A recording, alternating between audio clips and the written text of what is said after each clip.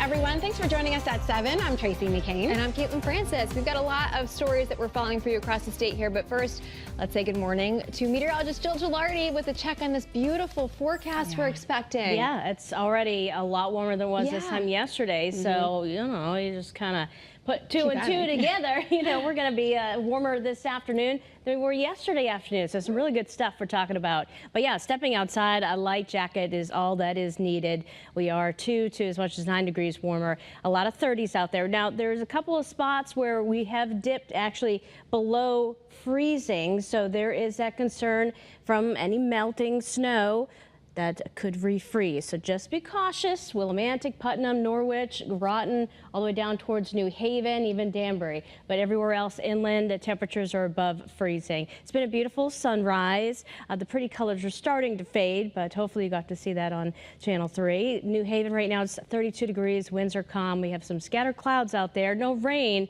locally, but later today it could be a passing shower, especially by the evening hour. So that means we have plenty of time to warm up into the low 50s and upper 40s, getting up to about 51 in Litchfield and 47 Goshen, Suffield, 53 degrees, Glastonbury maybe 54.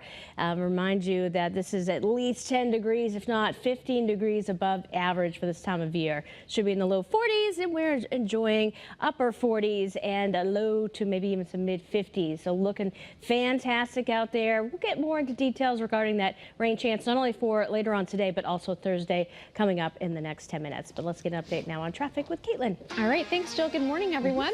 If you're getting ready to head out the door here, your drive times are all looking pretty typical for this time of morning. You can see we've got an 88-minute. We're approaching that hour-and-a-half ride here, 95 southbound, New Haven to the George Washington Bridge. Rest of the major interstates not doing too bad, with the exception of the Parkway. We've got an incident along Route 15 southbound. That's in Fairfield, right by exit 46, with the left lane there blocked off. An earlier incident that I told you about over on Channel 3, just about 6 minutes ago in Trumbull, that's already cleared, but still dealing with that crash in Fairfield. Live look here in Windsor Locks, right by the Bradley Connector on 91, Middletown along Route 9. Here's a look in Vernon on 84, right by Hartford Turnpike, and here in Meriden along 691. Majority of the state moving along very well. You can see that here. Again, just following that one incident for you in Fairfield along the Parkway. Give yourself some time through that stretch. Daytime construction work picks up between about 8:30 and 9 o'clock, and I'll get you another update very shortly. That's a quick check at your Connecticut Chevy First Alert traffic report, driven by your Connecticut Chevy dealers. 7:03 right now. Firefighters in Mystic battled a large fire within the Mystic Shipyard. Channel 3 first on the scene. Your reporter Olivia Schuler just learned new information from the Mystic Fire Department. She's got the update. Minutes ago, we got a massive update from fire officials here in Mystic. Here's the two big things. There are no injuries from this fire, and none of the boats that you see here behind me have been damaged. Now, this fire started in a metal building within the Mystic Shipyard here, and all morning we told you we were going to get you answers, and that's exactly what we did. The fire chief, Christopher Clarkin, says they responded around 10:32 last night, and there was smoke and fire visible. More than 9 fire departments responded to help Mystic Fire during the second alarm fire.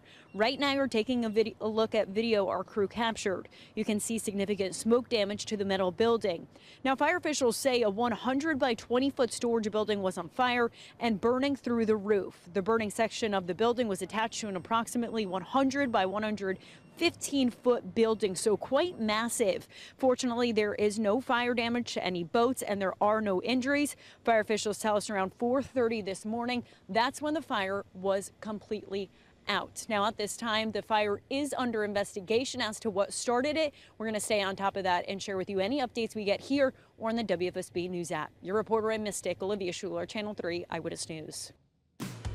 Also on top of some breaking news from overnight, several fire departments responded to a house fire in Killingly. East Putnam shared this photo you're going to see here on your screen. We're still working to get some more information about exactly what took place. We'll bring that detail to you here on air and the WFSB app. 7:04 right now. We have an important consumer alert for you this morning. A listeria outbreak linked to frozen supplemental shakes has killed at least 12 people and sickened dozens more. The shakes were sold to hospitals and long-term care facilities in 21 states, including ours. The FDA says the shakes were sold under the brand name Cisco Imperial and Lions Ready Care.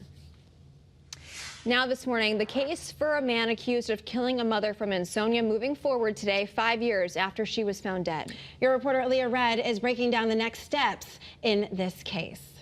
Today, jury selection will begin for the murder trial against Jose Morales. He's accused of killing the mother of his own child, Christine Holloway, and we've been following this story since back in 2019. Morales is charged with the murder of Christine Holloway, who police found dead during a welfare check almost 6 years ago. Morales is also charged with tampering with evidence. Holloway's family and the community wants answers, not only for what happened to Christine, but where is their child Vanessa Morales, who was only 14 months at the time of her mother's slaying. Police have not been able to locate her since the welfare check, and the search for her continues, according to police. Unfortunately, after almost 6 years, they've been unsuccessful. Morales is considered a suspect in the disappearance of little Vanessa. The trial does start next month in the middle of March, and today, again, jury will be selected right here at Milford Superior Court. Your reporter in Milford, Aaliyah Red, Channel 3 Eyewitness News. Looking ahead, a number of bills will be voted on today by the state Senate. Lawmakers completed their session last night, and your reporter Marcy Jones has more on the bill with the biggest price tag. That's absolutely right. Lawmakers certainly burning the midnight oil here at the Capitol. They're wrapping up their session yesterday, going very late into the evening. Now, we know that special education has one of the biggest price tags for the bills passed through the House yesterday. Eventually, Democrats agreeing to give $43 million extra dollars to that portion of the budget. The vote to provide supplemental funds for special education across Connecticut schools passed 140 to 5 in Monday night's session. The funds will go toward everything from employing specialized educators to covering expenses associated with transporting students to out-of-district schools to better match their needs. While the majority of lawmakers agree it's a worthy cause, Governor Ned Lamont and his team argued the time to pass that funding was last fiscal year, fearing this increase now may push our state over the spending cap. Some Republicans were also vocal that this bill could have passed several months ago with seemingly less pressure on the budget, despite our state having a surplus.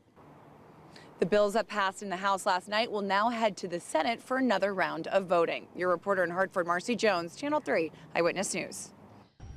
Another bill moving forward would giving school leaders guidance if ICE agents show up. So that's what we're talking about here. This development comes as President Trump is cracking down on immigration. Some municipalities considering banning Chinese-made drones over security concerns as well.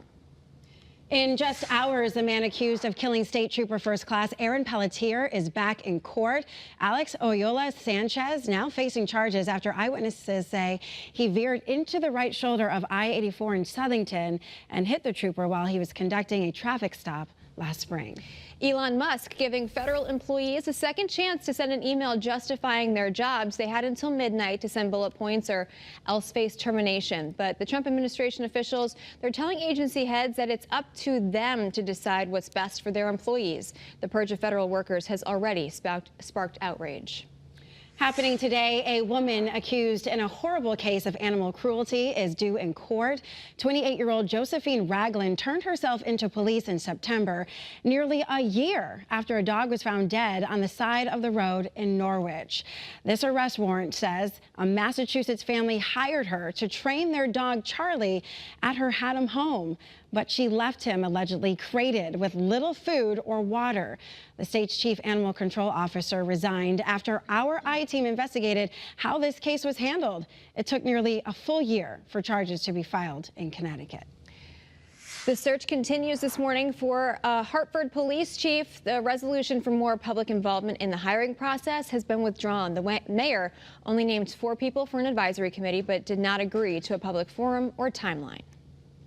All right, get ready to smile, everyone. We have a heartwarming update for you about the little girl born from Newington, born with a rare birth defect. And she was asking for patches, you might remember, from first responders to decorate her hospital room. Oh boy, is she getting them. So we now know first responders from all over the country have donated patches to Haley Wetmore. She was born with a rare condition called colloquial exstrophy, which affects much of her body. She's preparing for a lengthy surgical process that's expected to last weeks. So if you'd like to help, all the information up on our website.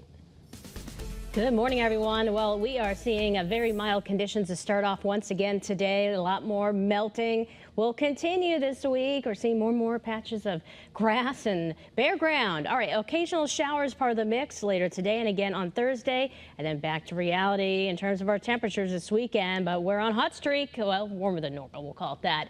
2 days in a row so far above average. Right now, starting off in the low to mid 30s, kind of depending on your location. And the forecast today, Torrington getting up to about 50 with the clouds thickening up, but we'll have some lower 50s, Windsor Lock. So yeah, it's going to be very mild. We haven't seen temperatures like this for a little bit of time. So a nice little visit there. We'll let you know how long it lasts and talk more about that rain for Thursday coming up here momentarily.